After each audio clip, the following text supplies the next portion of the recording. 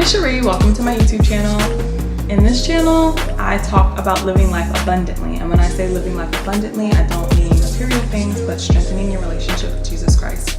We do a lot of inner work on this channel, and I also give homework. So if that sounds interesting to you, please like and comment and stick around. Okay, let's get into the video. In this video, I'm going to be doing another live Bible study, and I'm going to go ahead and start my timer because I'm hoping that it can be in 10 minutes. All right, timer started. So in this Bible study, the book of Deuteronomy, the theme for the book is that God is Israel's guide. So the title of this message is God is our guide. And for this specific chapter, the heading in my Bible, it says remember and obey. So that's kind of like a subtitle. So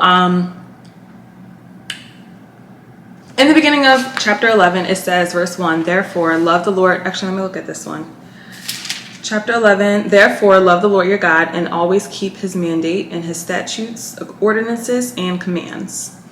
So one time Tony Evans said, when you see the word therefore, you're supposed to say to yourself, what is it therefore? So if you go back to chapter 10, verses 12, it says, and now Israel, what does the Lord your God ask of you except to fear the Lord your God by walking in all his ways, to love him and to worship the Lord your God with all your heart and your soul? So thinking about, there's three words that stick out to me here. I'm going to circle it. The first word is fear. The next word is love. And then the next word is worship. So the following verses, it talks about what it looks like to fear God, to love God, and to worship God.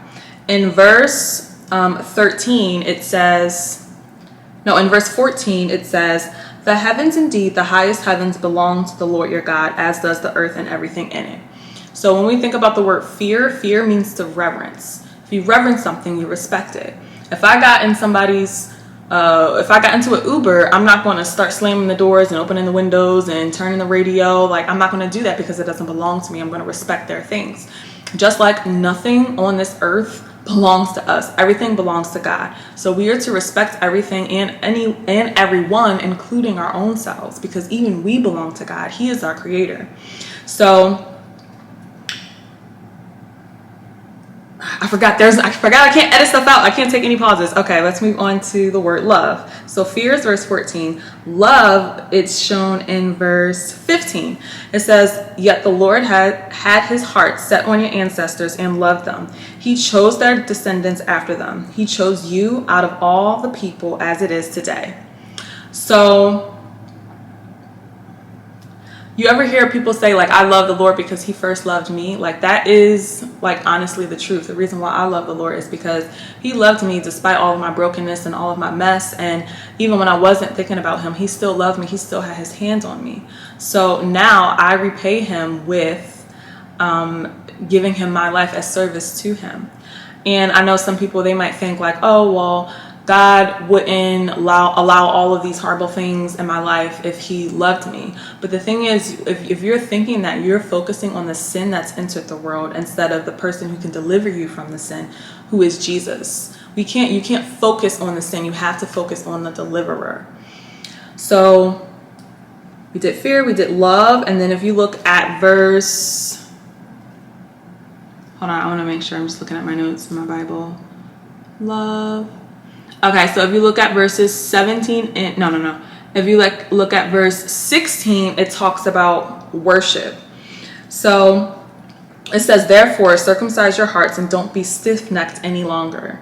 So the people, God's chosen people, they started like circumcision to be set apart. So when we circumcise our hearts, we are being set apart from the world. So we're no longer participating in doing all the things of the world, but we are set apart. We're a chosen people. We're a particular people. And it says not to be stiff-necked, not to be stubborn, not to be prideful. Worship is an act of humility. And one thing that I think of too when I think of this being set apart and circumcising our hearts. Y'all remember that episode of The Sweet Life of Zach and Cody where there's like a chef, and I think it might have been Cody, who he tells it, like the chef tries to go on the diet, and he tells the chef like it's not a diet, it's a lifestyle choice. And then towards the end of the video, if I'm remembering the episode correctly, towards the end of it, the chef says the same thing back to him. It's not a diet, it's a lifestyle choice. And I feel like sometimes as Christians, like we want this diet faith where we go to church for a couple hours on Sundays, we'll clap, we'll sing, we'll praise, and we'll worship, and then it's like, okay, now we're done. But that's a diet, and we all know diets don't work. We all know they're hard. We all know they're temporary. We all know they don't have any power. You can't diet. This has to be a lifestyle choice. Worship and singing and clapping and praising, that's just one part of it. Our lifestyle, Monday, Tuesday, Wednesday, Thursday, Friday, Saturday, should reflect him, and we should be worshiping him through our actions. One thing that I was thinking about when I was reading this chapter is back in Leviticus 19, Leviticus 19:5. It says, now this one's sound a little off, but it says, when you offer a fellowship sacrifice to the Lord, sacrifice it as you may, so that it may be accepted. It is to be eaten on the day you sacrifice it or the next day. And when I read that, like obviously I'm not going around sacrificing bulls and sheep and all that because Jesus did that on the cross, but it had me thinking about my tithe, because when I get paid, sometimes I'm about to expose myself a little bit, I be like sitting on it, and like I won't like spend it, but I'll just be like, all right, I know it's in the bank, I know I gotta go to the bank, I know I gotta get the cash out. Y'all, it'll be like the 13th day. Sometimes it'll be like a couple of paychecks, and I'm just like coming to church with this like lump sum, like, oh yeah, here's a tithe from the last like couple months. And it's like, but that's a form of worship, tithing. Like when that money hits my account Friday, I should be going to the bank that Friday, that Saturday, and be ready that Sunday. I can't get lazy and say, oh well, I'm not gonna go to church today. Like, yeah, I have my tithe, well, it's okay. Like, no, I gotta make sure that I'm going to church, because that is a form of worship, submitting that tithe, because he's supposed to get the first fruits. So worship is not just one little let me go to church and clap and praise. It is a lifestyle. So then if you keep reading, it actually goes back and it talks about fear, love, and worship again in the next verses. It goes back. So we look at verses 17. It says, for the Lord your God is the God of gods, the Lords of lords, the great, mighty, and awe-inspiring God, showing no partiality, taking no bribe. He executes justice for the fatherless and the widow, and loves the resident alien, giving him food and clothing. So this is talking about fearing God, reverencing God, and showing his character and who he is. And then in verses 19, it shows us how to love. If we love God, what does that look like? You are to also love the resident aliens, since you were resident aliens in the lands of Egypt. You are to fear the Lord your God. So loving him looks like fearing him, and worship him, and remaining faithful to him, and taking oaths in his name. So one thing that I see in the Bible, and we all kind of see in the Bible over and over, is loving other people. And it's funny because when I was listening to Deuteronomy like right before this, and like the further chapters like 13 and 14, 15, and it kept saying like, love the residential enemy, and which, it's kind of worded weird, but basically just love people who are outside of you.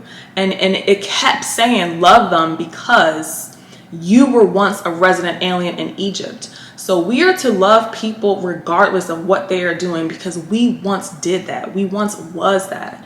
We still are. The only thing that separates us is the blood of Jesus. So sometimes we might, get a little uppity and think that we're not supposed to be loving and sacrificing other people, but we was once them. So there's nothing in the Bible that says not to love anybody because of something that they're doing or they have done or whatever. We are supposed to love people regardless. And that's what they're like reiterating here in this verse. And then in the next verse, it goes back to worship. Let me read. Wait, what verse is that? Let me come down here. 21. 10:21. He is your praise, and he is your God, who has done for you these great and awe-inspiring works your eyes have seen. Your ancestors went down to Egypt, 70 people in all, and now the Lord your God has made you numerous like the stars of the sky. So worshiping is also reflecting on what he has done for us. And because it talks about here what he's done for Israelites. So when we worship, and if you feel like, if you feel your worship life is like struggling, just think back on what he has done for us. And then we come to verse 1. Oh, it's 9 minutes and 15 seconds, and I need a couple more minutes. But then we come back to verse 1 in chapter 11. Why do I keep looking up there? It says, therefore, love the Lord your God and always keep his mandate and statutes, ordinances, and commands. And so it says, all of these things, your fathers went down to Egypt and made you numerous of the sky. Therefore, you are to love your God and always keep his commands.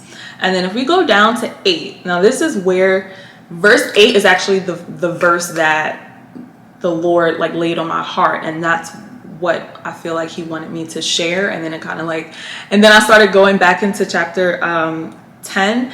But in verse 8, it says, keep every command I am giving you today so that you may have the strength to cross into and possess the land you are to inherit, so that you may live long in the land the Lord swore to your ancestors to give them and their descendants, a land flowing with milk and honey. Then down in verse 12, it says, it is the land the Lord your God cares for. He is watching over it from beginning to end of the year.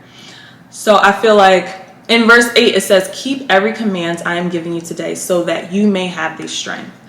Sometimes we might think like, oh, the Lord is asking for too much. He wants us to follow all of these rules. But the thing is, all of the things in his word for us to follow, this is for us. This is for our benefit.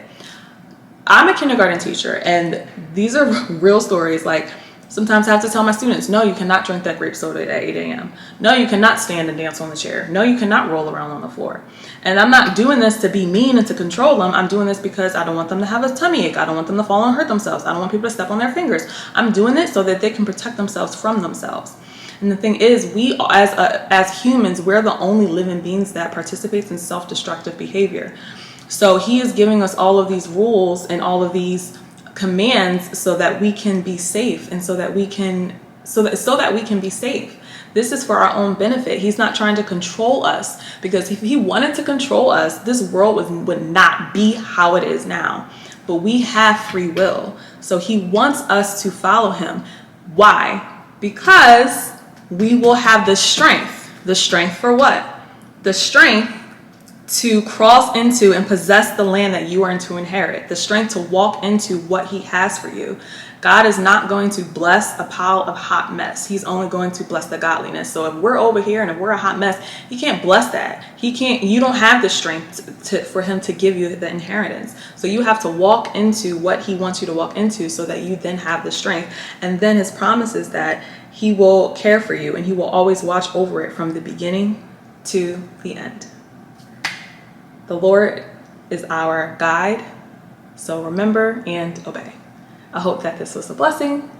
I can't remember my outro, but I love you. I'm here for you and I'm praying for you. Bye.